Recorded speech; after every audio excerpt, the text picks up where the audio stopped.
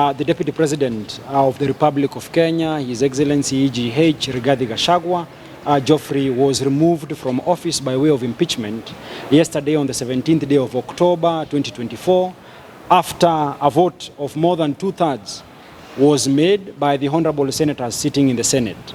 Now, subsequent to that announcement, today we filed a constitutional petition in court, first challenging the process that led to the removal of His Excellency Rigathi Gachagua from office. We note too well that yesterday, when we expected the Deputy President, Rigathi Gachagua, to come and defend himself before the honorable senators, he fell ill, and this is a matter that was recorded in the Hansard and was observed as well and echoed by the Speaker of the Senate, Honorable Amason Kingi. Now, subsequent to that, we saw a postponement of the process. And when it became clearly apparent that the Rigathi Gachagua was unable to attend to the Senate sessions to defend himself, well, it was decided, and procedurally and unconstitutionally so, that the proceedings of the Senate will proceed, and regardless of the timelines that have been set in the Constitution, which, for the avoidance of doubt, required the senators to see up to the 19th day of October to adjudicate on this issue and to decide whether there has been sufficient grounds, at least from the evidence that has been presented and the defense that would have been presented by Rigathi Gachagua, whether it is sufficient to remove him from office. We saw that the senators, the honorable senators, presided over or under the authority of the Speaker, Amason Kingi, decided in one accord that they will proceed with the proceedings.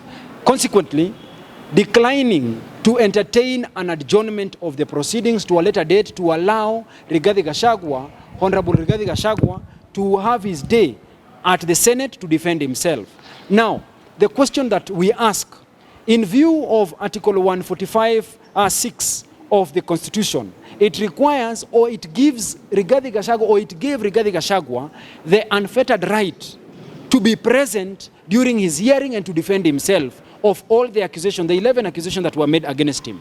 So to that extent, we are inviting the court to look and to review that process and to make a finding that indeed the ostracizing, or rather the decision that was made by the Honorable Speaker declining an application for an adjournment of the proceedings to a later date was unconstitutional. And to that extent, it has affected or tainted the whole impeachment process. Secondly, today we have witnessed, through a communication from the President of the Republic of Kenya to the Speaker of the National Assembly, we have seen there has been a communication communicating a name, a proposed name of the Honorable Professor Kithure Kindiki as the nominee by the President to replace the Deputy President, then Rigathi Gachagua, in the office of the Deputy President of the Republic of Kenya. So there are a number of constitutional concerns that arise or follow from that. The Constitution requires that a person nominated for the position of the Deputy President or the President under Article 137 of the Constitution must meet certain requirements. And at the very least, he must not be a state officer. Professor Kithure Kindiki, as we know as at now, is still serving the Republic of Kenya as the Minister or the Cabinet Secretary in charge of Interior Security. So we are calling the court to quash, or rather to declare as unconstitutional, the appointment of Professor Kithure Kindiki as a replacement of His Excellency Rigathi Gachagua in the office of the Deputy President, as he is unfit, he is unqualified, and he does not meet the threshold that has been set under the Constitution of the Republic of Kenya. Secondly, there are other concerns that beg the attention of the court, and we are inviting the court to make some of these decisions. We know as of now, we do not even have the IEBC. The IEBC is the custodian of the names of individuals who are, number one, registered voters in the Republic of Kenya. Number two, it is the IEBC that knows too well whether you belong or you hail from a certain political outfit. And for that reason, knowing too well that you cannot fit to be a nominee of the position of the Deputy President if you are not, number one, a registered voter, it then behooves the IEBC to work in tandem with the President and the National Assembly for the vetting process to be ultimately approved by the National Assembly of the Republic of Kenya. As it is right now, we do not have the IEBC. The IEBC is not properly constituted.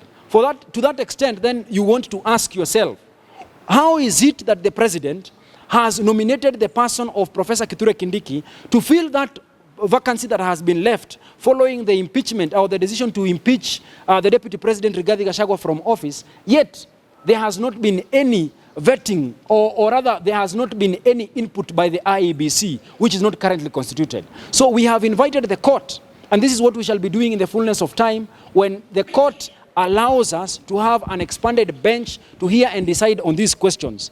We are ultimately going to invite the court to declare the appointment, or rather the subsequent nomination of Professor Kithure Kindiki to be unconstitutional, and for that reason, we will want that we return to the status quo ante until we have a respect of the current constitution of the Republic of Kenya. We shall not relent. We shall continue pressing on to ensure that the government of the day is called to question, is called to account, so that it can respect its current constitutional dispensation. At the very least, we have seen a regime that is subjecting us to what we call the microwave experience. Things are being done in a very fast and speed manner. We had hoped that this would be the fashion in all its doings, but we have seen a selective way in which this process is being done, in a manner to suggest that there was a predetermined outcome in the process that has now ultimately led to the removal of office of Rigathi Gachagua from office as the Deputy President of the Republic of Kenya. So I thank you. We are expecting we get the results from, we get directions from the Honorable Court. As and when we shall get the directions from the court, we shall make these directions available to you. Thank you. The Speaker had said that he's working against the timeline. Yes. Which will be ending tomorrow. Yes. Did the Senate have the judicial or constitutional mandate to extend that time outside the prescribed time by the Constitution? Well, it is well known to all of us that the Deputy President Rigathi Gachagua fell ill yesterday when he was expected to make his defense. We also know too well that the constitutional timelines, the Constitution grants us 10 days within which to investigate and ultimately arrive at a conclusion whether the allegations made against a sitting Deputy President or a President has been substantiated. So we expected, now that the Senate decided that this matter should be heard in the plenary on the 9th day of October 2024, then the 10 days will have ordinarily ended on the 19th day of October 2024. So to that extent, there was no emergency. There was any sense of urgency that would have pushed the Senate to make the decision that it made yesterday. What then were we to do today?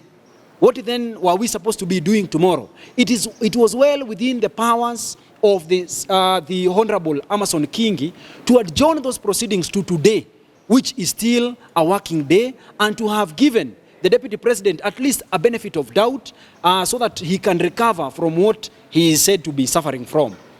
Just like civil proceedings. Yes.